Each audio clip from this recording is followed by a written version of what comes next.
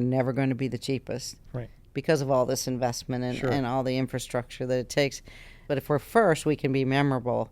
And if we can get them to visit and see us and see our culture, we can be memorable. And once you're memorable, you're always at the top of mind. And usually that produces a few wins along the way. And if you know Sarah, she's definitely memorable. Oh, my. Welcome to the Ed Talks podcast.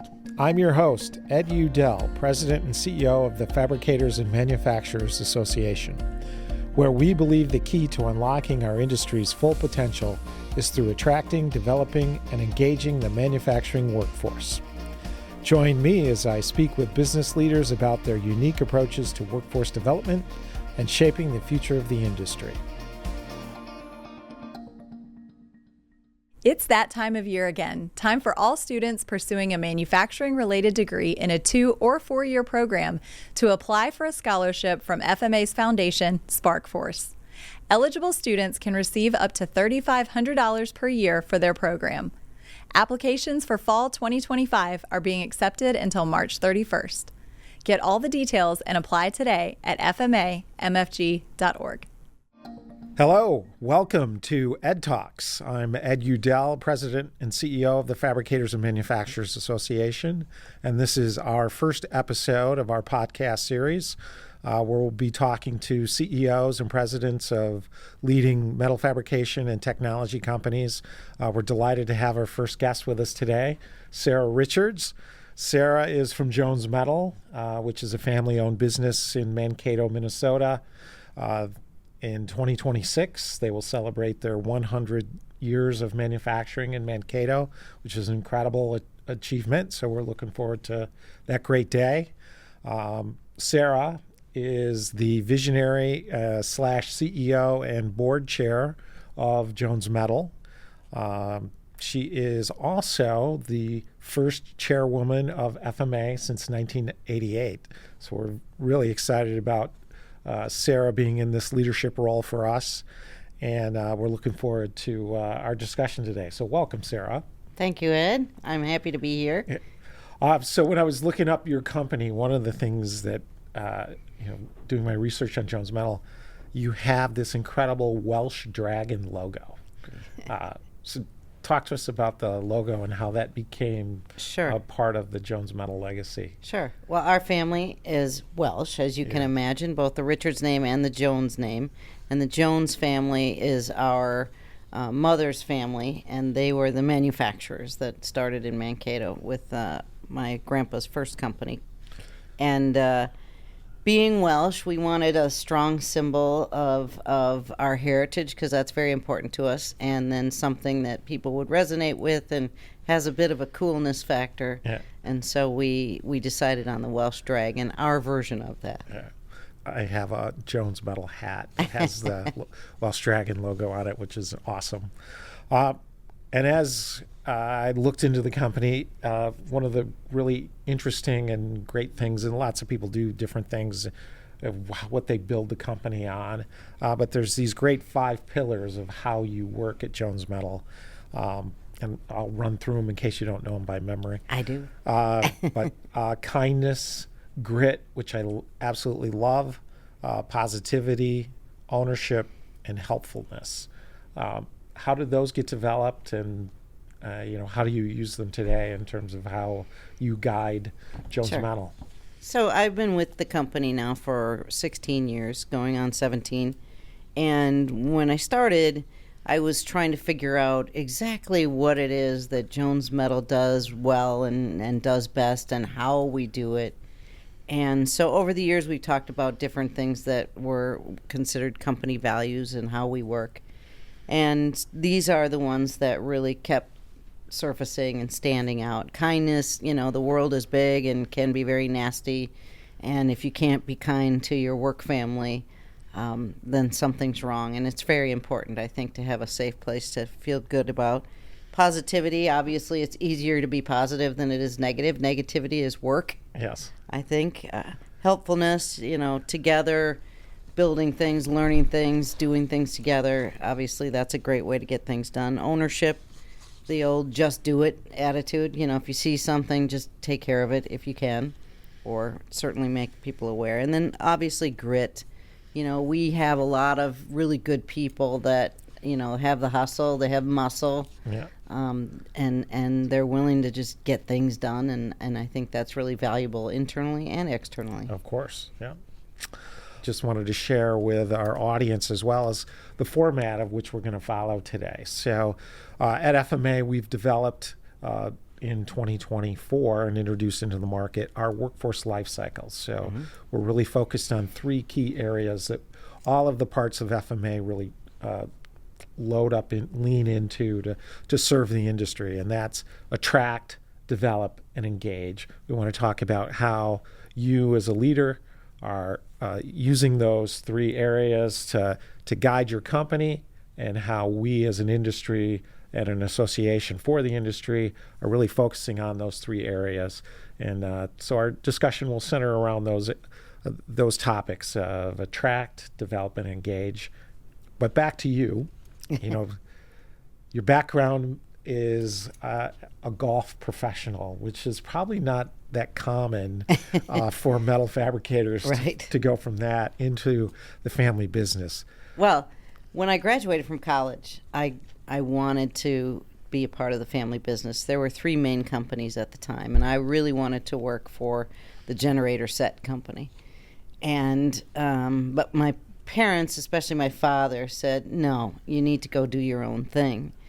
And he did that because manufacturing in the early 80s or the mid 80s was really kind of struggling, and he just didn't know what the future looked like, and he was a in the moment kind of person, so that wasn't his, thinking about the future like that really wasn't his forte. And so I was left to go do my own thing. And I had tried teaching at the high school level, and that I just didn't get along very well with the administration. Long story I won't go into. But so I started working at a golf course part-time just to kind of get my keep things moving, keep my ends together. And then I just started to look around at what I was doing and admiring the golf professional there and what he did and how he was doing things. And I thought, I really kind of like this industry. Maybe this would be a good fit. So that's how I wound up working in the golf industry, and eventually went through the PGA program and became a PGA professional, Class A professional. And so I had a great career in golf. I worked in golf for 25 years, and I enjoyed it, and I learned a lot about people, and a lot about business in general. Our father had passed away, and one day about 4 years later, I was home visiting and having dinner with my mother, and she seemed very stressed about Jones Metal and the business and managing it, and she wasn't getting along very well with the current CEO. And during the course of our dinner, I just said, well, would you like me to come home? Because I had kind of run my course in the golf business, and I had an opportunity to take another job in the industry, but I wasn't sure that I wanted to move as far away as that job was offering. So I just decided maybe I'm done with it for now. And so I asked her if I could come home and help, and she said, I think that'd be good, which sort of shocked me because after all those years ago, being turned away. But anyway, so that's how I came back to Mankato, and that's how I got involved in the business. And then I spent 4 years in a generalist role, just learning everything I could from safety, starting in safety and kind of HR type of learning, moving into manufacturing and eventually the leadership. Right. So it's great. Your mom was involved in the business, a great role model. Women-owned businesses, not very common at that point. Maybe, be interested to know what were maybe some of the challenges you faced as a woman in the metal fab industry then, and then how you might see things today as, since you've been there 17 years. It's interesting because the company was started by our grandmother in 1942, and she was the board chair until late in her life, so like 1995. and so she was active in the sense that she knew what was going on, but she wasn't active at all in the day-to-day. And neither was my mother active in the day-to-day. And my mother became an owner with her sister and eventually on her own of Jones Metal.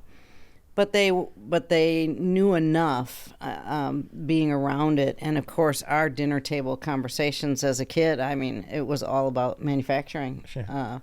And so for us, it wasn't that unusual. But what I realized when I started with Jones Metal was, okay, it is unusual to be a woman in manufacturing, just as it was to be a woman golf professional at the time. And it didn't really faze me in how I did things, but it definitely made me stop and realize that, all right, there's a lot of people here who have zero faith that I can do this job and zero faith that I can lead Jones Metal. And a lot of those people were internal. Yeah. And although I didn't feel like I needed to prove anything, I knew that I needed to learn and work hard and make sure that I was speaking from, a point of knowledge and not just off the cuff, because it was serious business both to our people but also our customers. And so I didn't want to, fake my way. Right. And I certainly spent a lot of time making sure that I wasn't doing that. But I think both with our customers and also internally there were some skeptics.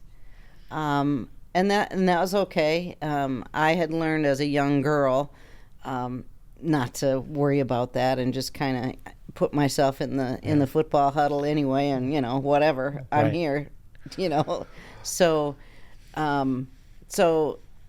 it wasn't an unusual situation for me, but certainly a challenge. And it was great because I met some other women in manufacturing along the way who reminded me that I have an obligation to make sure that I take care of next generation women, or make sure that I provide opportunities for women to lean into manufacturing and be a part of the conversation and be taken seriously. And you've done that in spades. I mean, you have two great examples that come to my mind who have participated with us at our annual meeting, who were fabulous panel members and just represented themselves and Jones Metal so well. Yep. So, and I make sure that our leadership team is very balanced with women and men, and we are. So Sarah's a bit of a trailblazer, as you can start to guess, and we'll learn more about that as we go forward. The show, outside of the show, before we got on camera, we were talking about Sarah's first paper about what she wanted to be when she grew up, that she wrote when she was 10 years old. Why don't you share that? That's Well, some people already know this, but I wrote a paper in 4th grade about wanting to be the first girl Viking football player, quarterback specifically. And my teacher was quite upset with me and my thinking, and so she called my mother and challenged my mother on the fact that how could she let her daughter think that way. And my mother was a wonderful role model that way. We could be whatever we wanted to be, and so she said, I think it'll be okay. In a couple of years she might change her mind, but I was determined I was going to be the first girl Viking, and sometimes I still think I could have been. But except for I'm short. Well, it'd be a good year to be the quarterback of the Vikings, much to my Packers' chagrin. So as we mentioned, your company's located in Mankato, Minnesota. That presents some unique challenges in attracting workforce. So maybe talk to us about some of the techniques and ways you've started to develop in the community to attract talent to Jones Metal. So geographically, we're about 70 miles south of downtown proper Minneapolis and St. Paul. And so you can imagine the suburbs spread out, and we get to be about 60 miles from some of the suburbs. And so the challenge of the big city is a big, that's a big draw for a lot of people. And so Mankato is about 60,000 people. With the college, we get to about 80,000 people. And so it's not tiny, but but it is smaller, and healthcare and education are a huge draw for the area. We have a lot of healthcare and education colleges in the area, and so the challenge is, the kinds of people that, or the demographics can be challenging in terms of having enough people that want to be involved in manufacturing. But we have a very good technical college, and we have a very strong manufacturing community. And so there's a lot of competition for manufacturing. And therefore, there are a lot of manufacturers who've been involved since I've been involved, since 2008. We've been involved in marketing careers in manufacturing and making sure that we put a positive spin on manufacturing and the whole attraction and development. And so because of that, most of the manufacturers in the area have gotten excited about adding another welder versus just bringing a welder into my facility. So we've been able to really build up and attract a group of manufacturing people to the area that kind of work hand in hand with some of those other careers. Maybe a spouse prefers a manufacturing career to their other half maybe is in healthcare or education. Right. So as a community of manufacturers, we've been able to really kind of build up a good reputation for a good town to be involved in. So you mentioned the technical school. How do you engage and partner with them? Sure. I would imagine, again, it's back to a competitive situation. Yep. They've got all these students. How do you make Jones Metal stand out amongst So their options? we have been involved with their advisory councils. So the Welding Advisory Council, the technical education side with South Central College. And I have a very good relationship with the South Central College president, Dr. Annette Parker, who has a very extensive manufacturing background herself, and a great story besides. But so we're involved with the advisory councils. I'm on a presidential advisory council. We do everything in our power to make sure that they understand what the industry needs and is looking for, and we try and make sure that we're not forgotten during their strategic planning. So that helps to be involved with the president's advisory group, and I think we just have to be involved, all levels too. We have supervisors that are involved with the advisory councils. We have, our director of operations, she's involved with that. It's just, all levels, engineering. We try and make sure that we insert ourselves as much as possible to make sure that they know what we need. And then on the student side, we make sure that we take advantage of state programs that Minnesota offers. So they're called pipeline programs where the employer is involved to the extent that we take care of the applications for the students. The students get to go to college, and then they also work about 30 hours a week in our facility. So we work around their schedules, and that's with the college and the state of Minnesota. So we were the first company in Minnesota to take advantage of the new pipeline grants that started out, I think that was almost 10 years ago now. But fantastic. we were the first company to participate. So that's how we do it. Pioneer again. Yeah. We talked a little bit about at dinner last night, young people perceptions of millennials, Gen Z, Gen Y. How are you seeing the young people embracing careers in manufacturing today versus, the easy things that people want to say about millennials? And what do you see? Well, I'm fascinated by generations, all the generations, and I have to hold my tongue a lot when somebody makes a snide comment about millennials or Gen Z, etc. I enjoy them. What I've seen is, I think about 10 years ago, Sarah Sladek, a person that I really enjoy, and how she understands and interprets the generations, but she started talking about what to expect with Gen Y and Gen Z, and right now we're seeing a lot of that.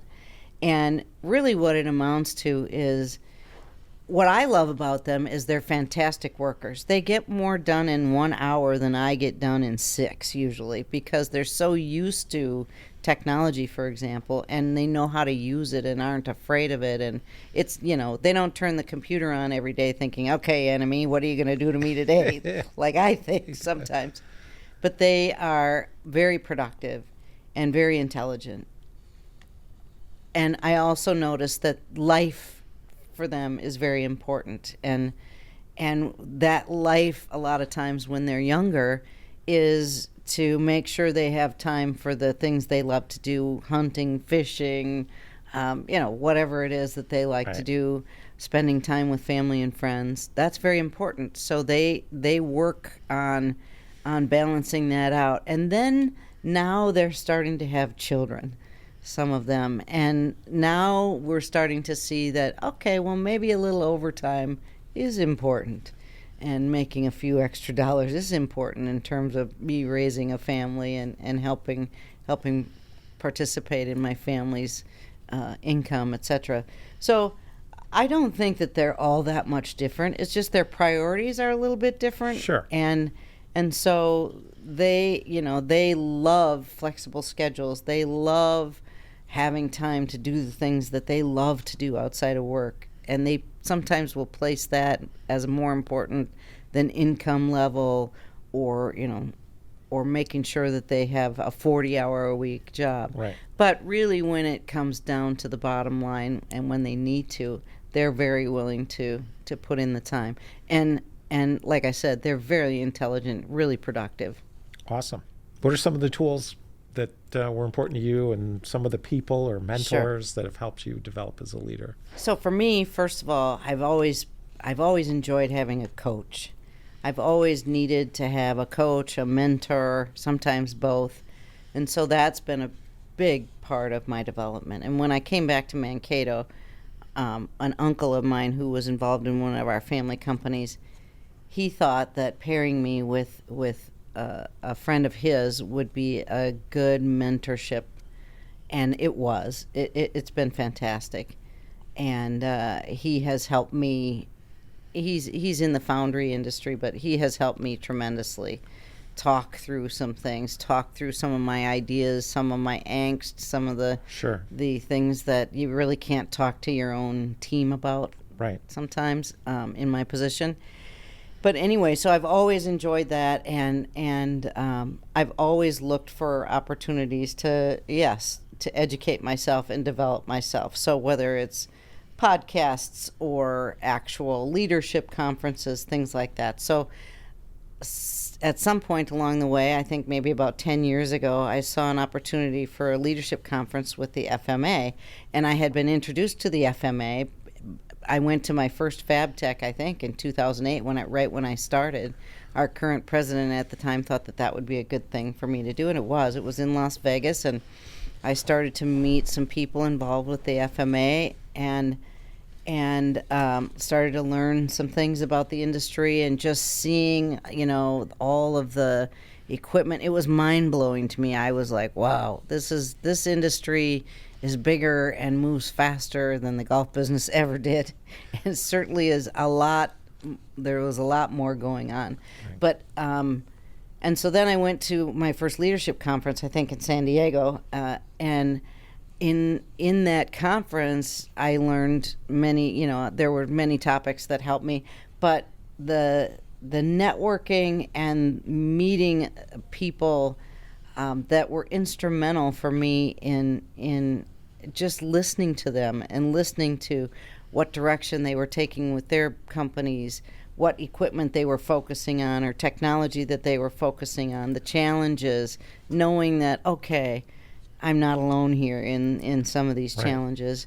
That was really very important. And I have gone to every leadership conference since, because it's been that important to me. And then also just with that, becoming a board member, learning about all the resources available to fabricators. Right now, we've got a new salesperson who's taking advantage of the sales and fabrication track of education. Oh, fantastic.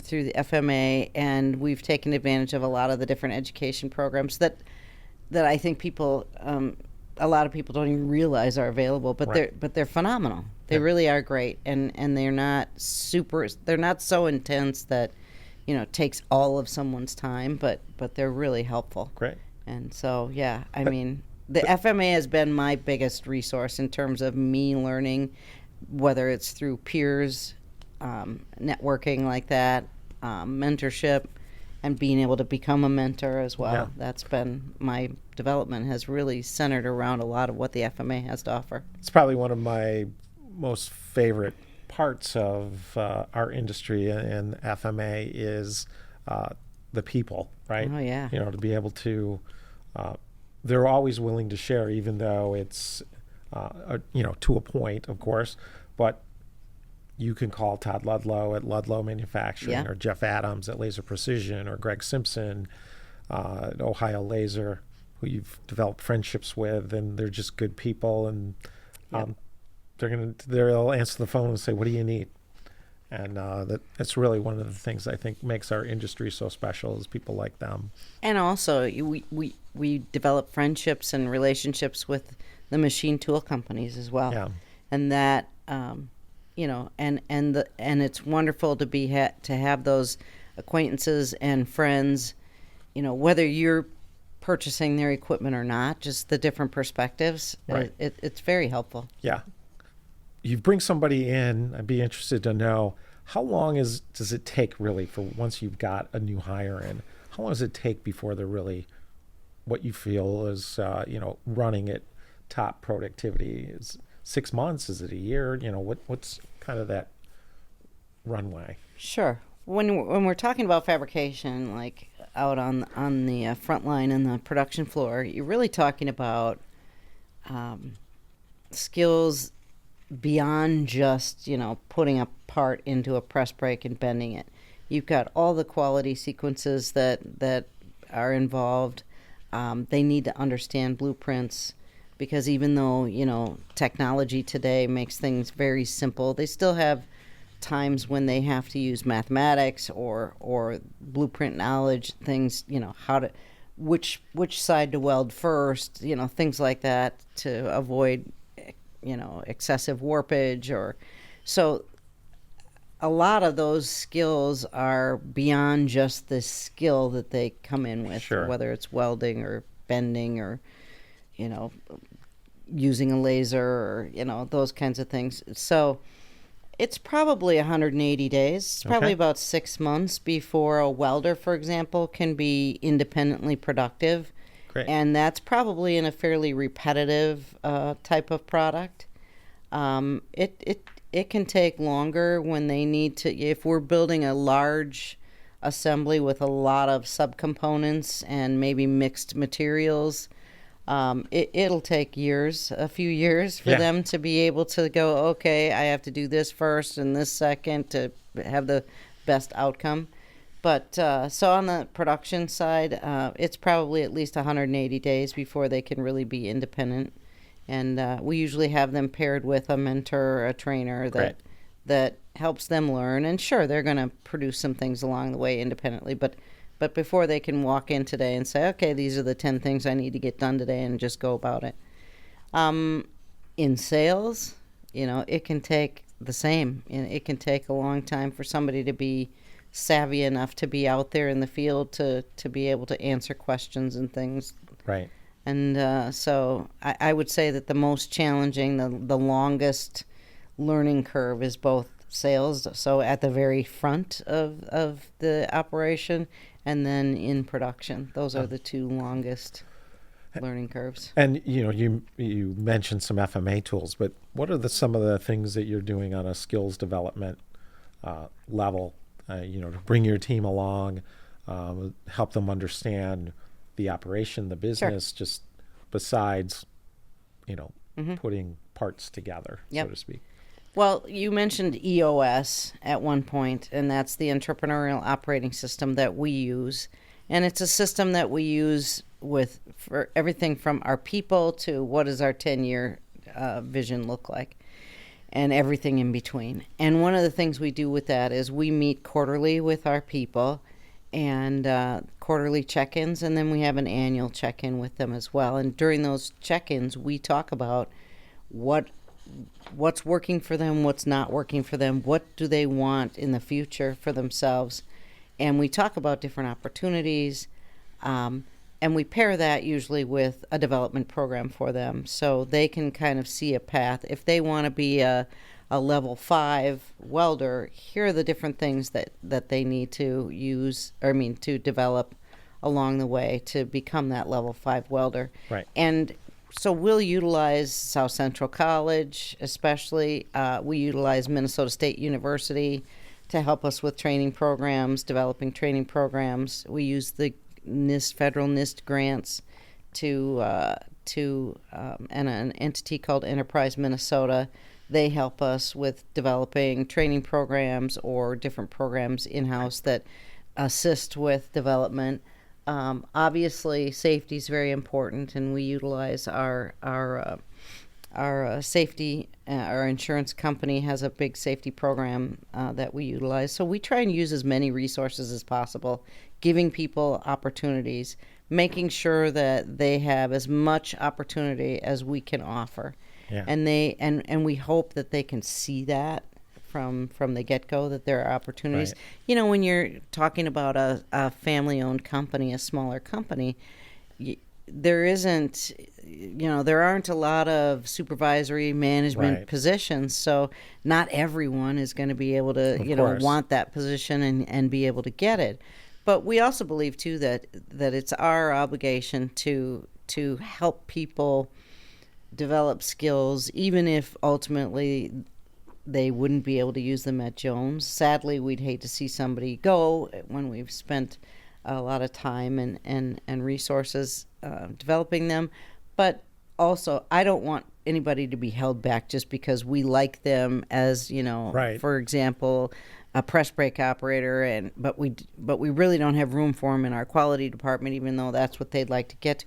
I still want them to be able to feel like they can ascend, even if it's not with Jones Metal. I hate to hold people back just for selfish reasons. And I would imagine that belief gets out into the community, which would come back to you in many ways, that people feel like they can come to Jones Metal.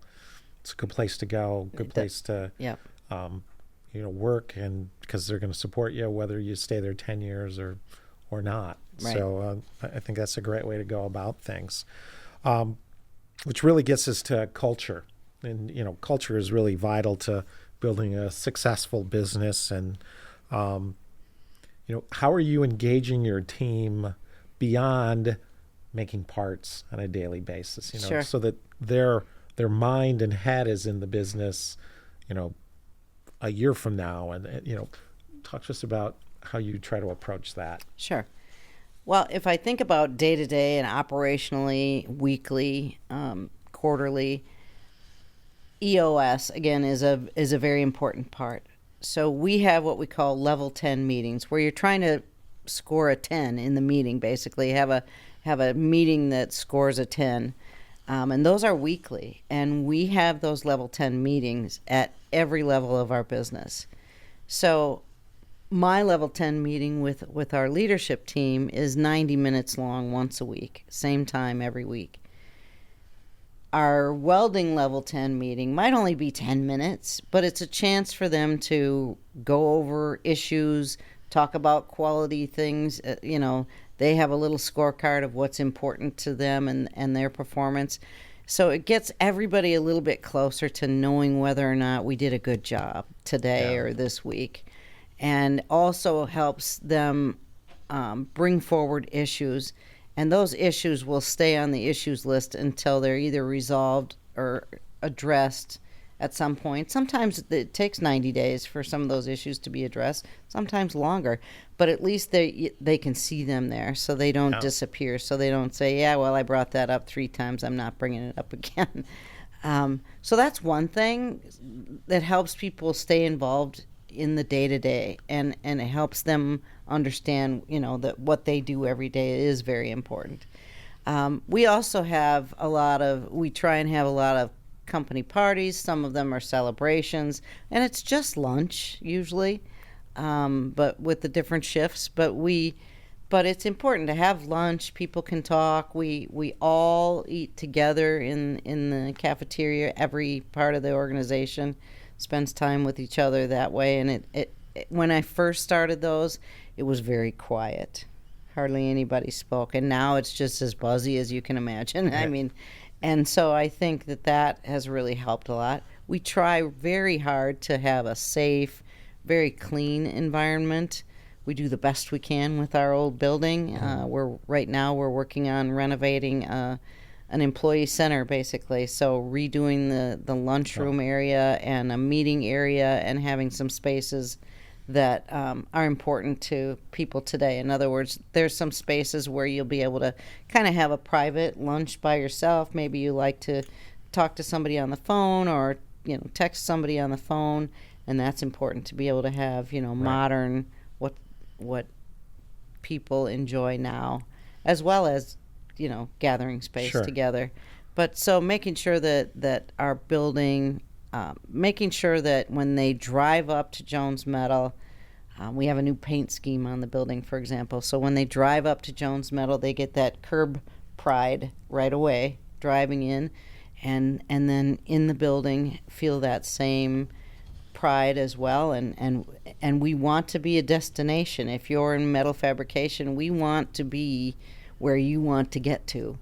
And we kind of have that reputation now, and that's really important, I think, especially when we do have millennials, Gen Z. I mean, they are definitely willing to change jobs, change careers quickly, and that is showing that they're willing to do that. So I feel like if I can keep them for 5 years, I can probably keep them for 10. That's great. And so, but you have to invest to do that.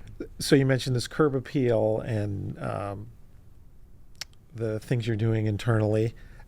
Am I right in thinking on your LinkedIn page you had a group that entered an air guitar competition? Oh, yes, yeah. We do things like that, yes, too. right. Which is awesome, right? It's really cool. It was called Dancing with the Stars Mankato. It was the 10th and final year, and the leader of it is a friend of mine, and she asked if Jones Metal would do the group dance. And so, yes, we did. I'm sure you brought the house down. And the majority of the team were welders and other fabricators. And then my brother was involved, and a few other people from the admin side were involved.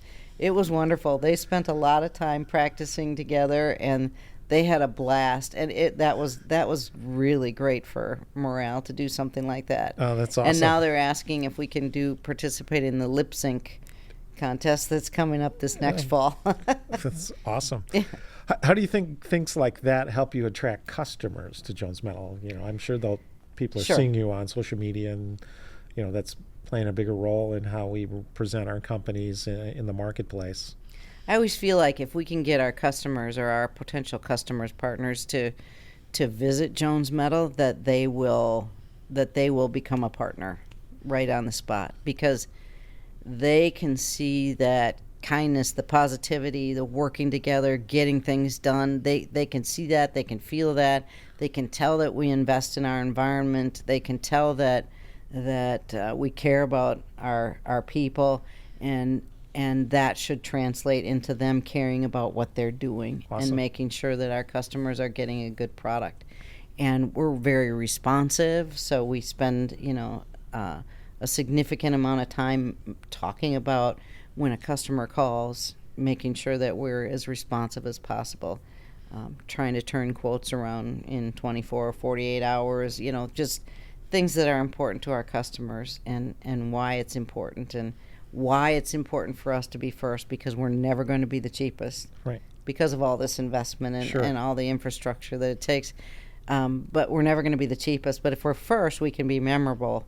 And if we can get them to visit and see us and see our culture, we can be memorable. And once you're memorable, you're always at the top of mind. And usually that produces a few wins along the way. And if you know Sarah, she's definitely memorable.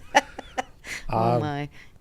But you talked about getting customers in and seeing the operation. I'd be curious, technology is always advancing and changing. How is technology playing a role in Jones Metal's success?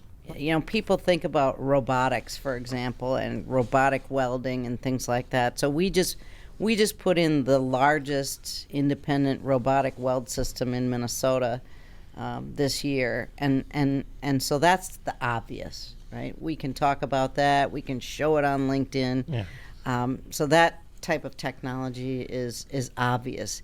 What's not so obvious is the technology and the automation that runs our business. So our operating system. We use Global Shop Solutions, and our operating system has to be as automated as possible for us to stay up to speed and be able to deliver quick quotes and be able to, work on faster lead times and things. So that is something that we spend a lot of time and a lot of resources are put into, but it's not really seen. So being a paper-free facility, making sure that we're real-time, we can change things on the fly. We don't have to have an army of people anymore that run out and look for every piece of paper related to a job that's changing now, right? And bringing that back in. So technology and automation related to that, cybersecurity, it's huge. So the technology involved with cybersecurity, we do a lot of work as a second or third tier supplier to military customers, and so that cybersecurity is essential. And what does that mean? It means you have to have certain kinds of servers. You have to have certain kinds of communication between them. People have to be trained as to how to deal with, documentation and what can be shared and what can't be shared. So the technology involved with that, it's very important. But again, most of us, we aren't going to brag about it and talk about it in our day-to-day. We're going to go back to that robotic welder or that robotic press brake or the automation that breaks out parts, in your laser. But technology is constantly changing and very important to success in our industry. So there's a lot of talk about artificial intelligence. I think of it as a 9-inning game, and we might be in the second out of the first inning related to AI. It's all in front of us still. Where do you think that might change your business, or what source out there are you really leaning on to lead you to how to embrace and change with the times related to technology? I think you have to be careful with what's happening, but you also have to be willing to experiment as well. There are things that are already in place with artificial intelligence. I mean, I think of Google as artificial intelligence, right? If I need to look something up, it's like, I didn't think that way until about a year ago, but I was like, well, I've been using Google a long time. Why should I be afraid of some of these other options? Right. We've used it in sales for sure. How to write a certain kind of promotional marketing piece for LinkedIn, for example. Let's take what we've written and put it over here and see what happens. See how it comes back to us. Do we like it? Do we not? Of course, you have to be careful.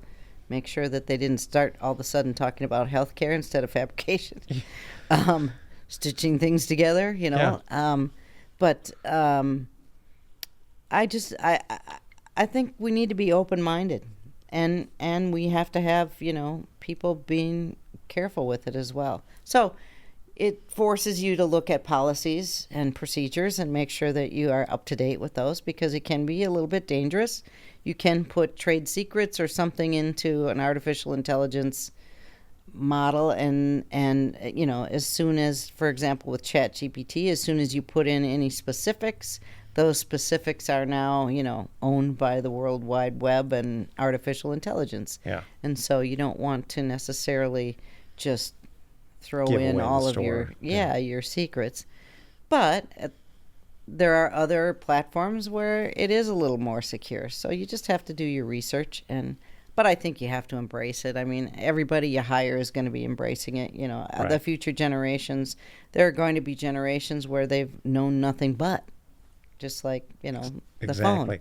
phone, So I think, we're it's going to be exciting times. I just, I look forward to being able to truly put somebody's drawing into an intelligence program, for example, that can really spit out an accurate estimate, for example. I look forward to being able to take a very complicated drawing and put that into, your engineering software and have it, develop all the flats, and they're accurate and spot on, where you wouldn't have to worry about a human really needing to check things through like you do now. But so I don't know. I think it's going to be great. It's going to be good for productivity. Cool.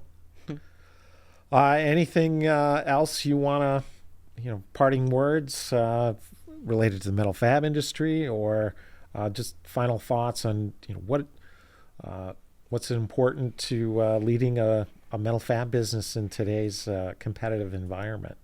I just believe that manufacturing is a lot more exciting than people sometimes think of or realize. And just look at the auto industry, for example, and what's happened with electric vehicles and what will happen in the future. What we do in metal fabrication is really not that much different. Some of our products are recognizable. Some of them aren't. Right. You don't see them because they're part of a larger assembly of something. But you are encountering metal fabrication every single day in your life, and it's a pretty exciting industry, and it's very fast-moving, forward-thinking, technology involved, and I just believe that manufacturing like what we do is not going away. And I think the companies that embrace all the latest and greatest and embrace the workforce and the challenges that come with the new workforce are going to be the companies that continue to survive and thrive.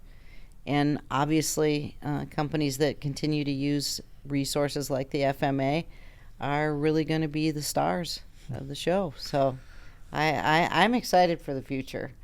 Fantastic. And we're delighted to have you at the front of FMA for the next year. We're excited about your leadership, and get ready for the annual meeting, folks, because Sarah will be leading the charge.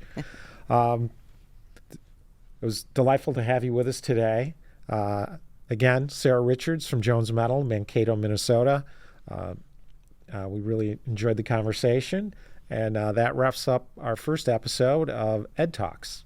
And I'm Ed Youdell, signing out for the Fabricators and Manufacturers Association. Till next time. This podcast is a production of Fabricators and Manufacturers Association and part of the FMA Podcast Network. The show is hosted by FMA President and CEO Ed Youdell. The podcast is produced and edited by Gareth Slager and Griffin Hammond. Additional production support by Andy Flando, Amy Hudson, Dana Weicker, Mike Owens, Billy Culpa, Elizabeth Gavin, and me, Sarah Spring. Be sure to rate, review, and subscribe on your favorite podcast platform. Thank you for listening.